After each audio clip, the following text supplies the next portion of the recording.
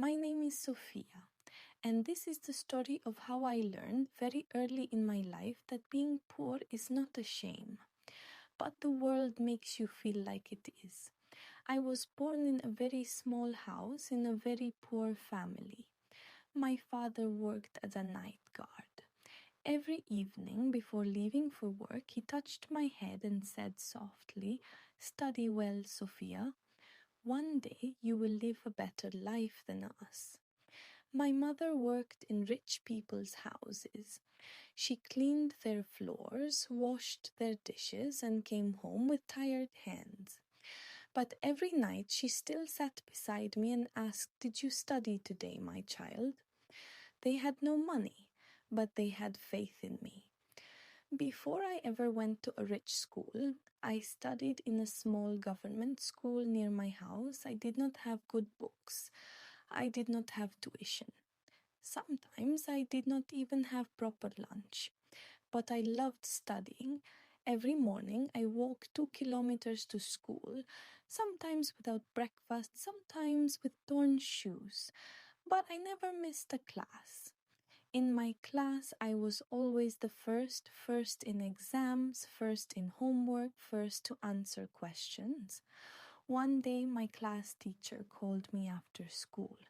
She looked at my old notebook and said softly, "Sophia, why do you study so hard?"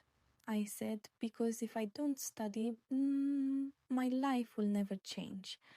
She stayed silent for a long time. Then she said, "You are very special, my child." A few days later, she told me about a city-level scholarship exam. She said, "This exam is only for very talented poor students. If you pass, you can study in the best school of the city for free." That night, I could not sleep, not from fear, from hope. For 1 whole month, I studied harder than ever, on the floor under a small bulb with borrowed books. On the day of the exam, my father left his work and came with me. Before I entered the hall, he said, "Whatever happens, we are proud of you." When the result came, my name was on the list, among the top 3 students in the city. That was how a poor girl like me got a chance to enter a rich school. When the scholarship letter came, my mother cried, not from happiness, from fear. She said, "That school is not for children like us."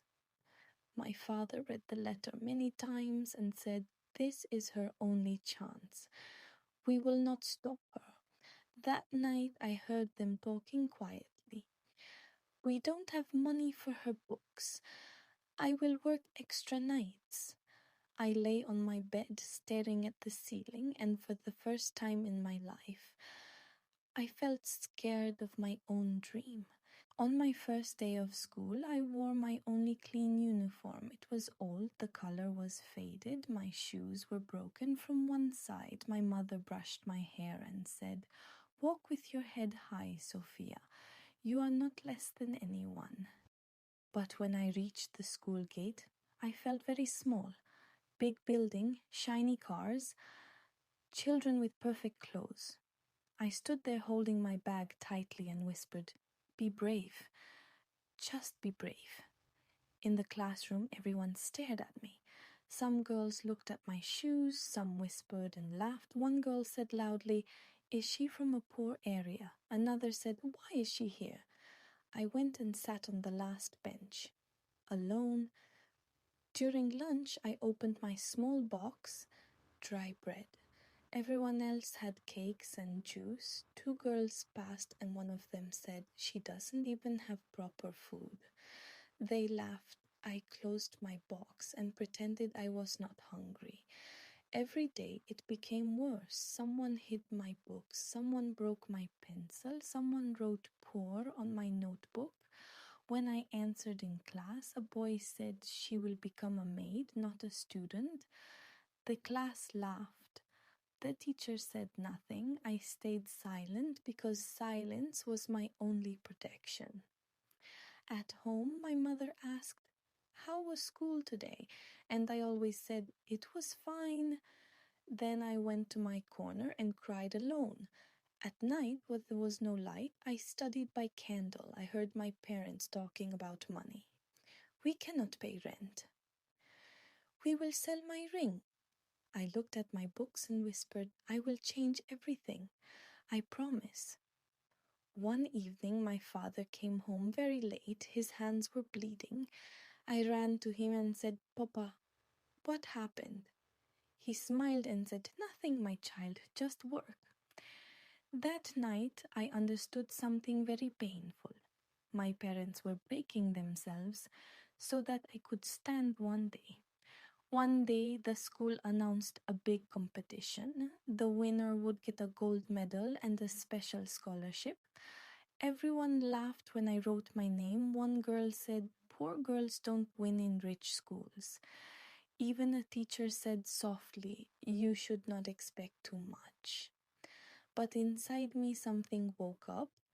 For the first time, I said to myself, I will try even if I fail.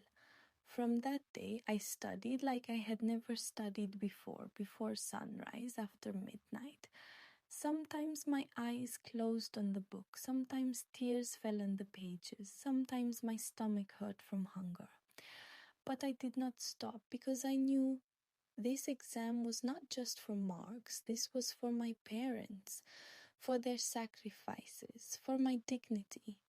On the day of the result, the whole school gathered in the hall. My hands were shaking, my heart was beating very fast. The principal started reading names, third place, second place, then she said, first place, Sophia. For a moment, I thought I heard wrong. Everyone became silent. The same children who laughed at me were now staring at me. The teacher who doubted me was now clapping.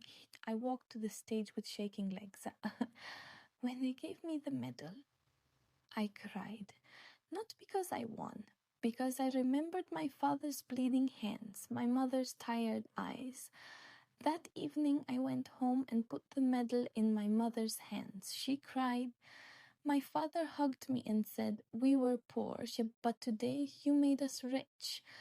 The next day in school, no one called me poor. Some children said sorry, some stayed silent. And for the first time, I walked into my classrooms with my head high. Today I am still poor, but I am not weak, I am not ashamed. Because I learned one truth very early in life. Money can buy clothes, but it cannot buy courage, and poverty can take comfort, but it cannot take dreams. If this story touched your heart, please subscribe for more stories like this.